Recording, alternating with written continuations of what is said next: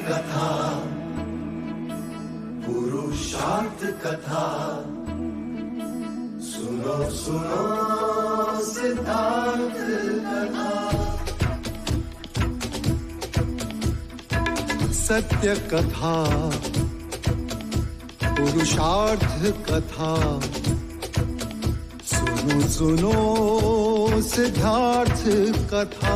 चढ़ते सूरज सा तेजवान वो कीर्तिमान, हुंकार भरे जब कूच करे, थर थर कांपे आसमान। वो राजपुत्र वो शूरवीर, पर्वत को भेद दे उसके तीर, शांति का स्रोत करुणा की धार, निर्झर झरे मन से अपार। वो राजपुत्र वो शूरवीर, पर्वत को भेद दे उसके तीर, है शाक्य वंश का वो तारा, जगमग है जिससे जग सारा। सत्य कथा, पुरुषार्थ कथा, सुनो सुनो सिद्धार्थ कथा।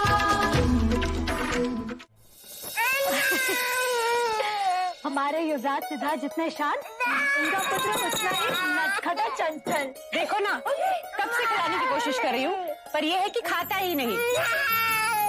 युवराज राहुल, क्या बात है?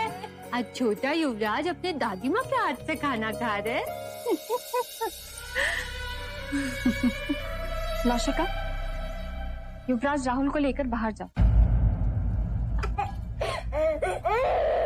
जी। आइए युवराज,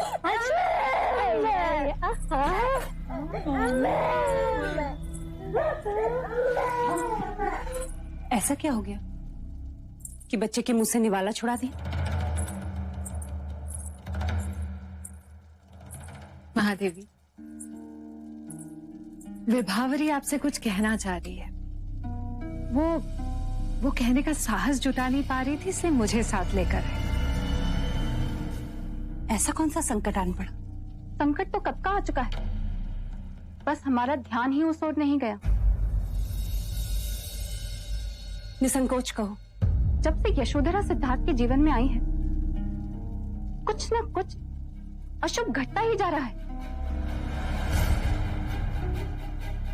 जब से सिद्धार्थ यशोधरा के स्नेह बंधन में बंधा है, तब से सिद्धार्थ और देवदत्त के बीच मन मुटाव हो गया है। दोनों के बीच यशोधरा को पाने के लिए मल्ल युद्ध तक हो गया। यशोधरा का रिश्ता जुड़ते ही कौशल नरेश प्रसन्नजीत के साथ युद्ध तक हो गया। विवाह को टालना पड़ा, यशोधरा की गोद भराई तक ना हो सकी। और आपने भी तो कोई प्रयत्न नहीं छोड़े।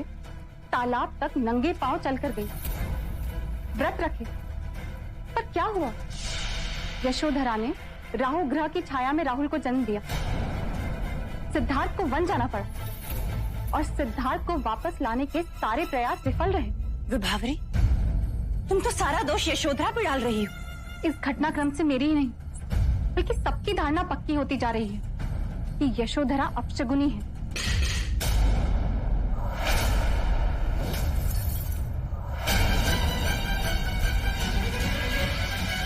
यशो, यशो!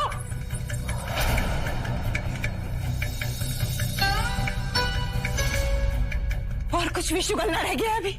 महादेवी, मंगला दीदी, आप चुप रहेंगी, मैं बोलूंगी आज। बेकार है तुम पे विभावरी, बेकार है। पर महादेवी, सबने कहा था। तुम्हारा विवेक मर गया था जो लोगों की अर्थहीन बातें सुनती रही। इस परिवार में घटी हर दुर्घटना को यशोधरा से जोड़कर तुम उसे दोषी साबित नहीं कर रही हो। अभी तो अपनी मंद बुद्धि का परिचय दे रही हो। एक कन्या जब अपने माता पिता का घर छोड़ दूसरे के घर आती है, इस भरोसे के साथ आती कि उसे ममता का वही आंचल मिलेगा तुमने मेरी पुत्री के हृदय पे अपने शब्दों के शूल उस समय चुभाए जब वो बेसहारा अंदर से टूट रही है।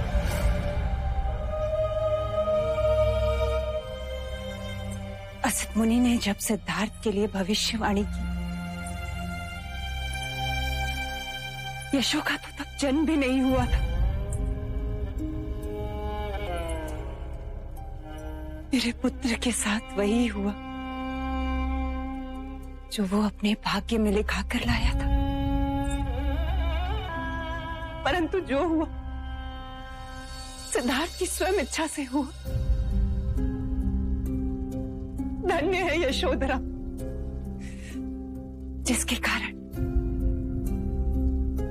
हमें कुछ और वर्ष सिद्धार्थ के साथ रहने को मिला। दीदी, ऐसी धारणा पूरे राजमहल में बनती जा रही है। मैंने तो केवल आपके सामने बात रखी है। दीदी, आपको छू कर कहती हूँ, यशोधरा के लिए मेरे मन में कोई मनमुटाव नहीं है। दीदी, आप तो मुझे क्षमा कर दीजिए। क्षमा उससे मांगो जिसकी तुम दोषी हो। यशो, यशो,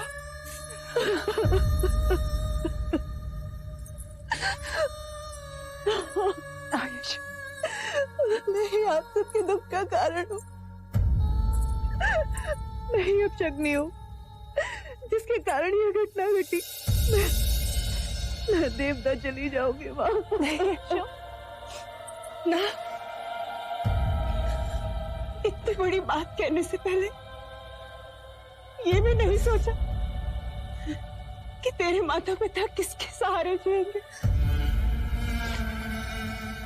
तू और राहुल ही तो हमारे टूटे हृदय का सहारा हो। तू भी हमसे मुंह मोड़ लेगी तो तड़प तड़प के मर जाएगी।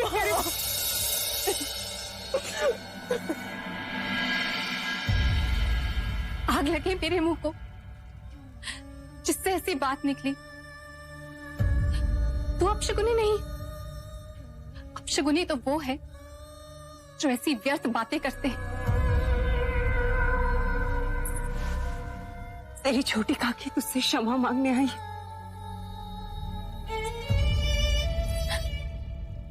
मुझे क्षमा कर दो पुत्री। ये हमारे कुल की रीत कब से हो गई छोटी काकी कि बड़े छोटों से क्षमा मांगे। आपके ये हाथ जब उठे तो आशीर्वाद देने के लिए उठे। जब तक ये सृष्टि है पुत्री, तब तक तुम्हारा नाम इस जगत में त्याग और तपस्या का आदर्श रहेगा।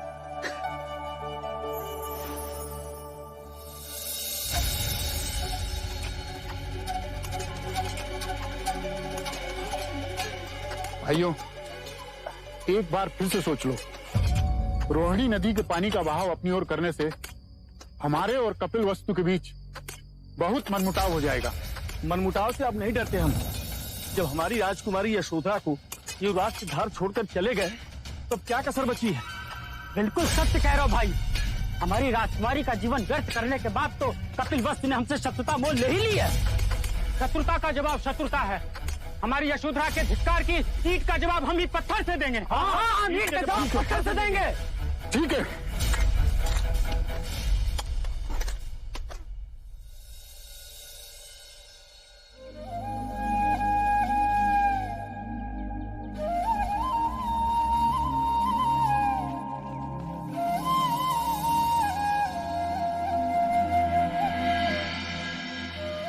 पालकी रोको। सिद्धार्थ, युवराज सिद्धार्थ, सिद्धार्थ।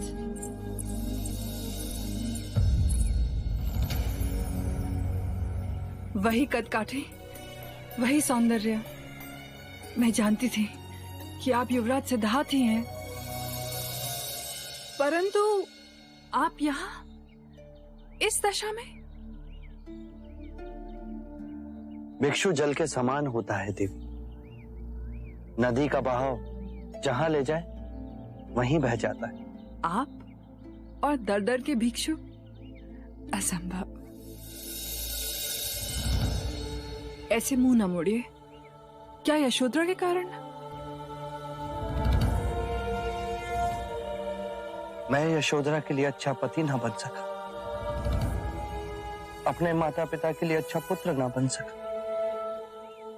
पूर्ण दोष मेरा ही है।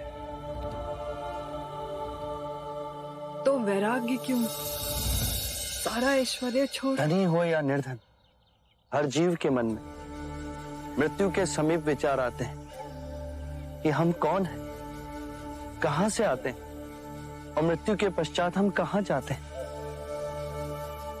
अब इसका उत्तर पाना मेरे लिए इस जीवन से भी अधिक महत्वपूर्ण हो गया है। आपसे निवेदन है, आप मेरे साथ मगध चलिए। महाराज बिंबिसार ने मुझे वहां एक महल दिया है। वहां साधना में आपको कोई बाधा न होगी और मुझे आपका सानिध्य भी मिल जाएगा। क्यों आप दूसरी बार मुझे ठुकरा रहे हैं? मैं वैशाली की नगर वधू, जिसके सामने बड़े बड़े महारथियों ने शीश झुका दिए, आपसे भीख मांग रही है। मेरे भिक्षा पात्र को यूं खाली ना छोड़े। मैं ना चल सकूंगा। तुम्हें मेरा सानिध्य नहीं, मुझे वशीभूत करना है। मैं वो हूं जिस पर सब मरते हैं, पर जब से आपको देखा और यशोधरा के प्रति आपका प्रेम, तब से मैं ईर्ष्या की आग में जलती रही हूं। आंख बंद करूं तब भी आपका सौम्य रूप मेरे मन में गूंजन करता है। धन एक नशा है, रूप भी एक नशा है। दोनों सर चढ़ते हैं, जब उतर जाता है तो हम स्वयं को एक गहरी खाई में पाते हैं। मैं आम्रपाली हूं। आम्र के कोमल पालव से तुम्हारा नाम पड़ा, जिसके नीचे तुम पाई गई थी। मैं आपको अपनी स्वर्ण कक्षिका में आमंत्रित कर रही हूं, जहां बड़े बड़े आने को तरसते हैं। जिसे मैं चाहूं वही आ सकता है। मैं उसकी शासक हूं। शासक या बंदी?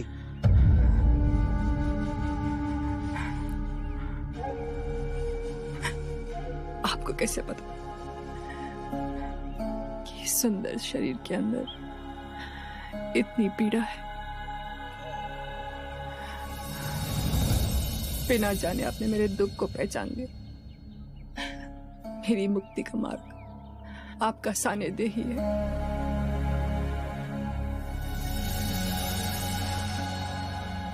आज तुम्हारी पीड़ा ने तुम्हें जागृत किया। अपने अंदर देखो आम्रपाली, कौन हो तुम? ध्यान धरो, तुम वो नहीं जो जग तुम्हें समझता है। तुम आज भी उस आम्र के कोमल हरे पत्ते के समान, जिससे तुम्हारा नाम पड़ा।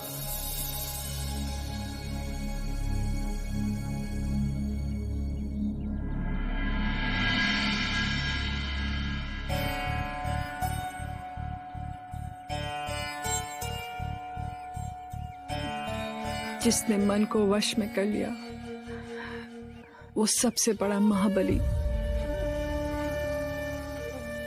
तुम भिक्षुक कहाँ हो सिद्धार्थ?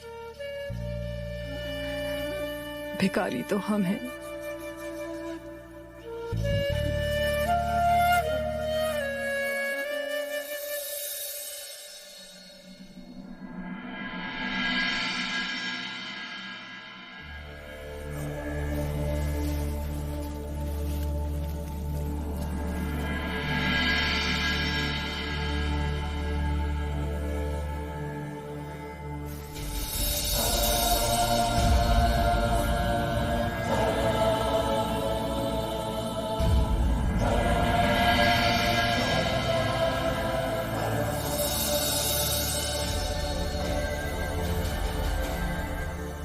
क्षण कब दिन बने, ऋतुएं कब बदल गई, वर्षा कब आई कब गई,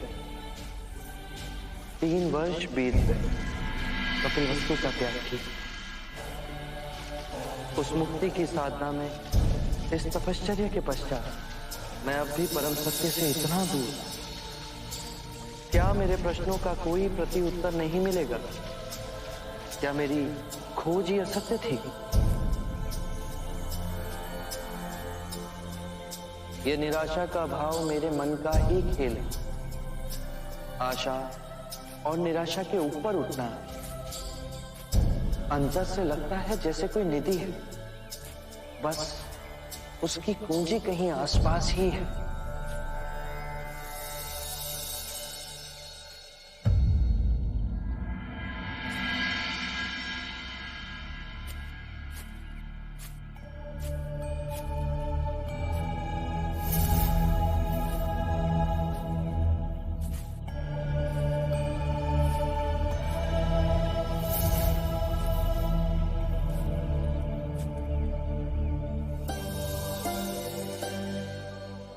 तुम्हारी जिज्ञासा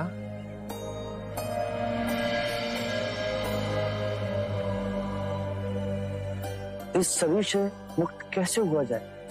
इस शरीर को सुखाओ, गलाओ, पिघलाओ, इसके सारे अहंकारों पर विजय पाओ। ये संभव है? क्षत्रिय हो, राजघराने के हो। आपने कैसे जाना?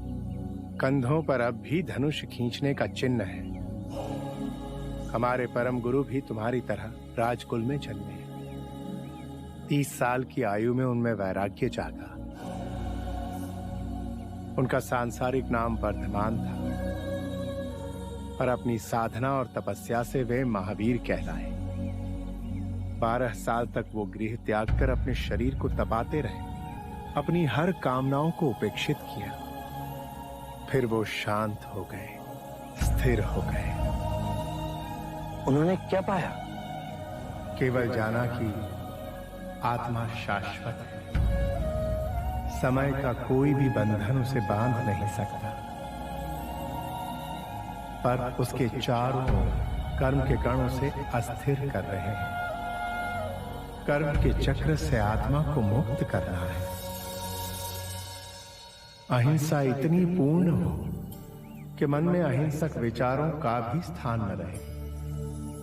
सत्य का इतना गहन पालन हो कि कोई भी प्रलोभन सिर्फ शमशान की राख लगे। ना चोरी कर, किसी के अनुभव की भी नहीं, और ब्रह्मचर्य का पालन इतना कठोर हो कि कोई भी शरीर की इंद्रियों को जगा ना सके। सुखा दो हर उस कामना को जो शरीर की इंद्रियों से जागृत होती हो। इतने स्थिर हो जाओ कि मोक्ष की कामना भी समाप्त हो जाए। नीति नीति नीति। सत्य ये नहीं, ये भी नहीं, वो भी नहीं। परम सत्य के मार्ग पे मैं पूर्व के सारे ज्ञानों को नकारात्मक करता रहा। मैंने सब मार्ग सहज ही चुने, परंतु ये मार्ग मुझसे अछूता ही रह गया। ये ज्ञान आपने मुझे दिया, परम धन्यवाद आपका। यदि लकड़ी गीली हो तो उसमें आग सहज नहीं लगती। सत्य का ये भूमि तपस्वियों की है। महावीर के तप ने मुझे एक नई दिशा का आह्वान दिया है।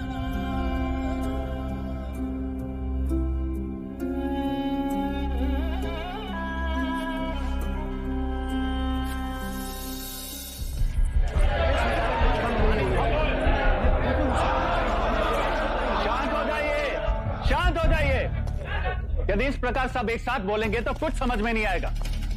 आप लोग अपनी अपनी समस्या एक एक करके बताइए। राजा द्रोणोदन, कोलियों के किसानों ने जगह जगह पर रोहिणी नदी का पानी अपने खेतों की ओर मोड़ दिया है।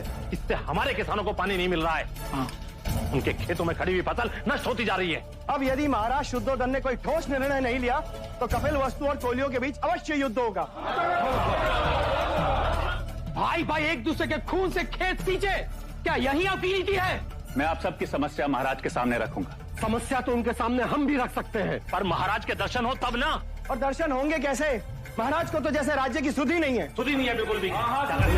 मेरा एक सुझाव है, यदि महाराज शुद्धोधन पुत्र वियोग के कारण राज्य पर ध्यान नहीं दे पा रहे हैं तो राज्य का कार्यभार किसी और को सौंप देना चाहिए। उचित है, यही उचित है। सभा का अध्यक्ष किसी और को नियुक्त किया जाए। हाँ राजा द्रोणादन, इस सभा का अध्यक्ष आप क्यों नहीं बन जाते?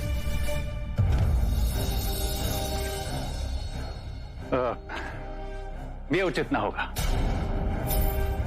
परंतु आप सब धैर्य रखें, मैं महाराज से बात करूंगा और यदि उन्होंने अपनी स्वीकृति दे दी तो अगली शाख की सभा में हम नया अध्यक्ष चुन लेंगे। हाँ ये भी ठीक है। ठीक है। राहुल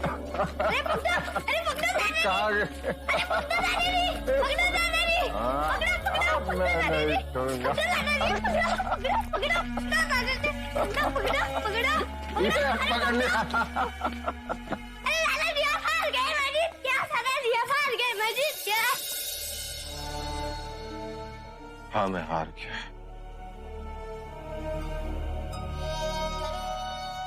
मैं हार गया।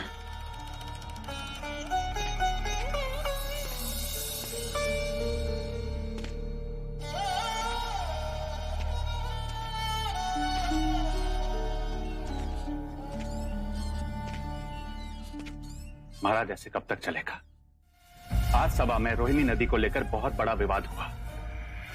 कोलिया के किसानों ने पानी का भाव अपनी ओर मोड़ दिया। कहीं युद्ध छिड़ गया तो? नहीं, ऐसा कुछ नहीं होगा। परंतु महाराज शाक्य राजाओं को कौन समझाए? और आज तो राजा चतुर्भुज ने ऐसी बात कर दी कि क्या कहा उसने? कह रहे हैं कि महाराज हमारी समस्याओं का समाधान नहीं कर पा रहे तो क्यों ना सभा का कार्यभार किसी और को सौंप दिया जाए। महाराज मुझे भय है कि कहीं ये राजा अपनी मनमानी न कर बैठे। उन्होंने मेरा नाम स्वयं सामने रख दिया, परंतु मैंने साफ मना कर दिया। कोई युवा ही शाक्य सभा का अधिपति बने तो, जैसे देवदत्त।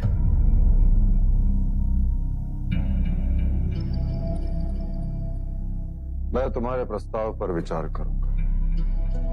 जी भाई महाराज।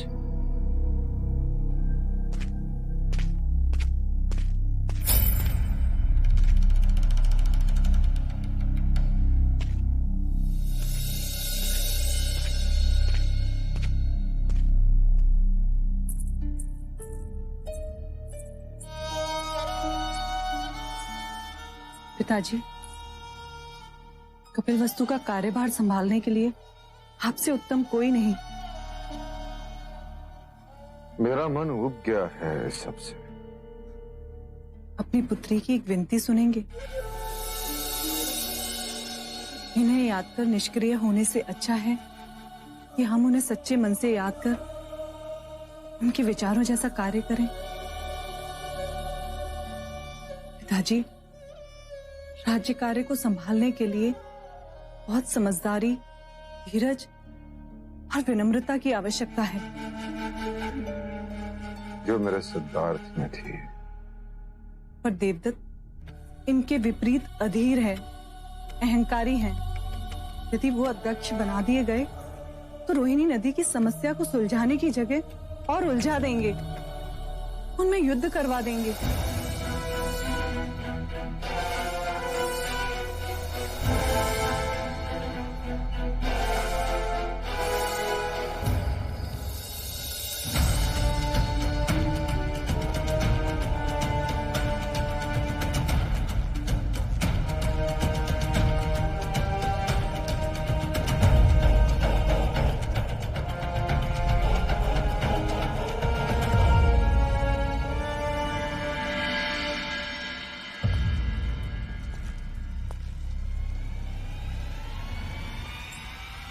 अब इस सिंहासन को ताकने का नहीं, उस पर बैठने का समय आ गया पुत्र।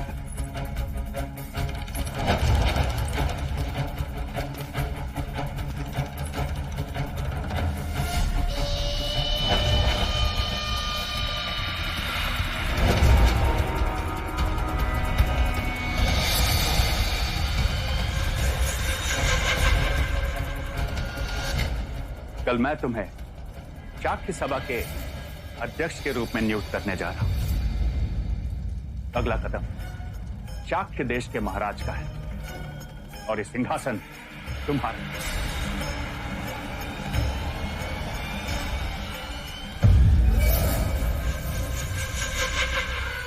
सौ सुनार की और एक दुहार की, ऐसा दांव खेला है आपने आर्य कि अब हमारी सारी कामनाएं पूरी होंगी। अब देखिएगा पिताजी, सबके मन से सिद्धार्थ की स्मृति को मिटा के रख दूंगा। अब चारों ओर मेरी ही जय जयकार होगी, जय जयकार। देव पुत्र, इतना ना भूलो, क्योंकि अब हमें पहले से अधिक सतर्क रहना होगा कि तुम्हारी जगह वो नंद ना ले ले। नंद? जब सिद्धार्थ को भी रास्ते से हटा दिया तो ये नंद क्या चीज है, मसल के रख दूंगा।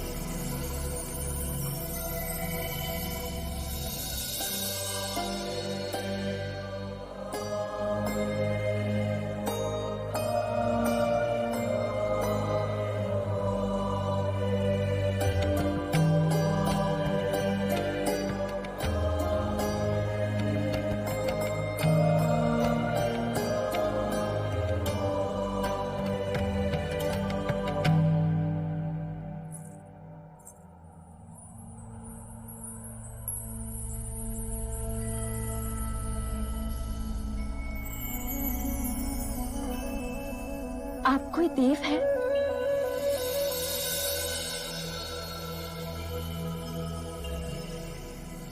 केवल मनुष्य। पानी पिएंगे?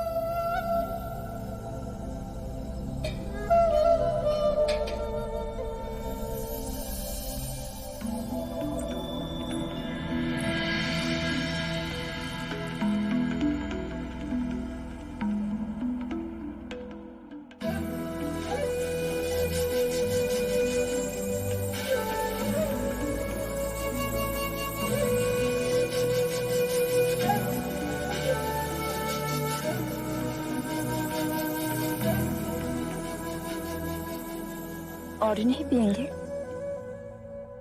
और नहीं। 2 क्षण यहीं रुकिए।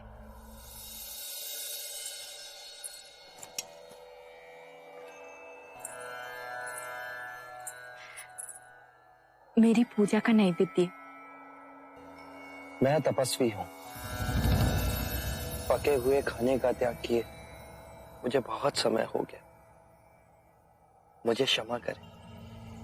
फिर आप क्या खाते हैं? दिन में एक समय कंद मूल फल जो भी पेड़ से गिरा वही खाता हूं। जोगी बाबा का कोई नाम? सिद्धार्थ। सिद्धार्थ। वर्षों से देव की स्तुति की और आज उनके दर्शन हो गए।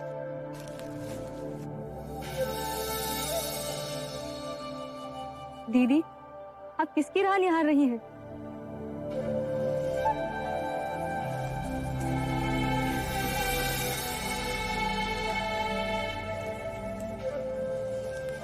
आप उस जोगी की राह ताक रही हैं ना? 3 दिन से बाहर ही नहीं आए। ऐसे शरीर को दुख देंगे तो उनका स्वास्थ्य बिगड़ जाएगा। कोई तो हो जो इस समय उनकी सेवा करे। इस घने जंगल को पार कर हमारे गांव की तरफ कौन आएगा? हे भगवान, तुझे पाने के लिए जो इतना कठोर तप कर रहे हैं, उनकी देख रेख का भार भी तेरे ऊपर है। कोई तो हो जो उनको संभाले।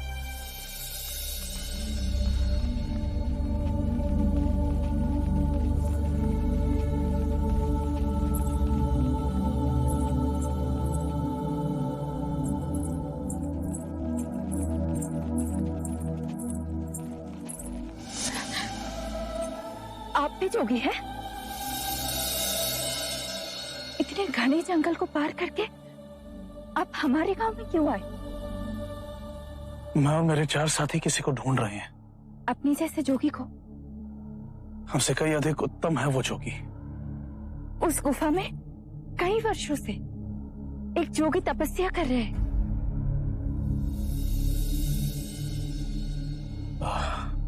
उस जोगी की आयु लगभग 30 बरस है।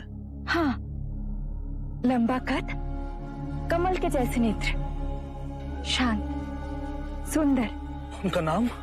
सिद्धार्थ। वही दिव्य सिद्धार्थ जिसे ढूंढते हम जाने कहां भटक गए थे। आपका धन्यवाद। आपका भी धन्यवाद। मैंने अभी भगवान से मांगा कि उनकी देखरेख के लिए किसी को भेज दे, और देखो आप आ गए। उस गुफा से वो नदी की ओर प्रातः आते, नहाकर 3 चुल्लू पानी पीते हैं, फिर कोई एक पका फल खाते। 3 दिन से वो बाहर ही नहीं आए। मैं उनके लिए बहुत चिंतित थी। इतना कठोर तप कर रहे, कहीं उनका स्वास्थ्य बिगड़ा तो। लेकिन अब आप आ गए। जोगी बाबा, तनिक रुके। आप उन्हें ये फल दे देंगे? अवश्य।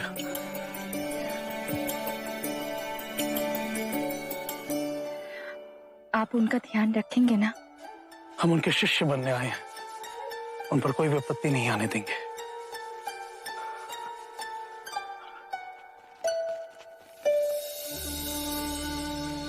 जो आप मुझसे मांग रहे हैं वो असंभव है। क्यों सिद्धार्थ? मेरा गुरु कह रहा है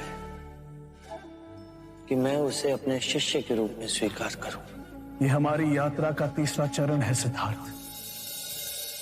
गुरु शिष्य से गुरु भाई, और अब तुम्हारा शिष्य।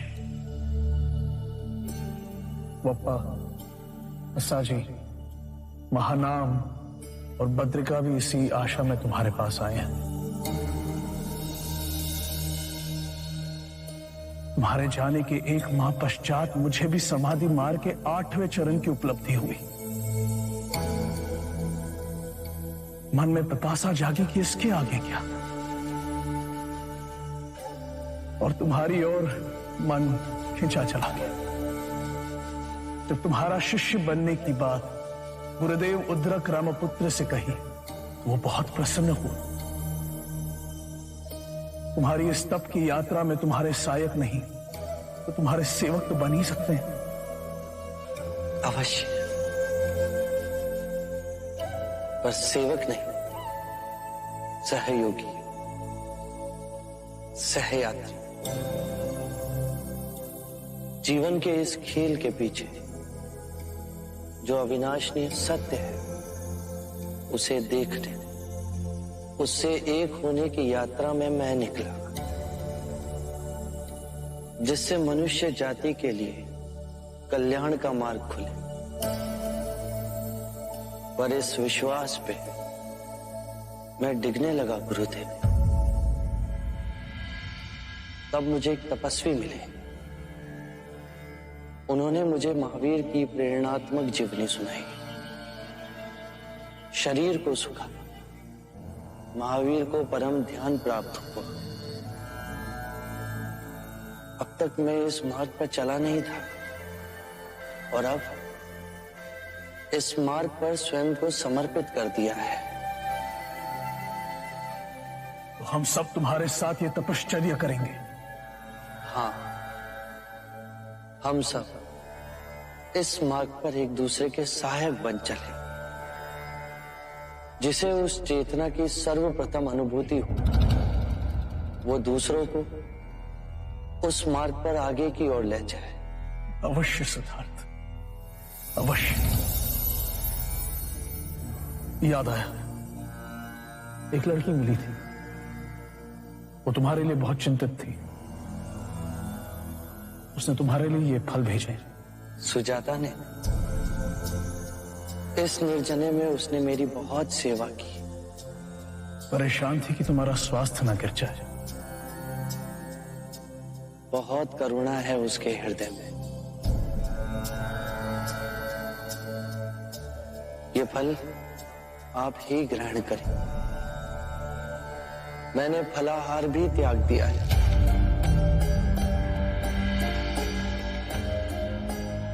तो सिद्धार्थ, अब मैं केवल जल ग्रहण करता हूं। सत्य कथा, पुरुषार्थ कथा, सुनो सुनो सिद्धार्थ कथा।